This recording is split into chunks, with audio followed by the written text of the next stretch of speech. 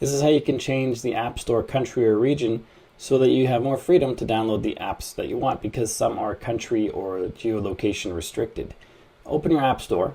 You should have a little icon up on the top right. Tap on that. That's your profile. Then tap on your name. You'll be prompted to enter your password, possibly, or Face ID. Let's do that real quick. No, I want to do Face ID. It's so much faster. Okay, I'm going to cancel this. I'm going to try Face ID. Yeah, nailed it. Okay. So if you don't have Face ID activated, you have to enter your password.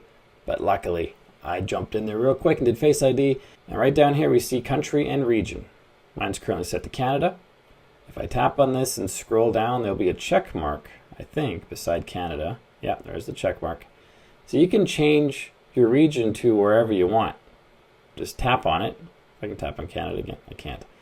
I don't want to tap on Cameroon. Let's do United States.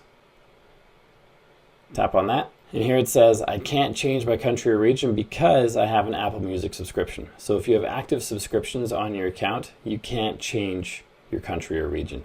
But if I didn't have that, it would now ask me to fill in some basic information like my street address, my credit card. You don't need to do any of those things.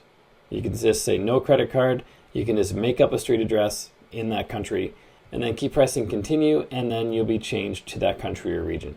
So even though I couldn't follow through all the way on changing the country region of my phone, those are the steps you take to do that. I hope this video helps you. If it does, like and subscribe to let me know. It really helps the channel. I appreciate it. And then check out this video right here, which shows you how to empty the trash can on your iPhone. You've probably never done it, and it needs to be done on a regular basis. So check out that video, and I'll see you there.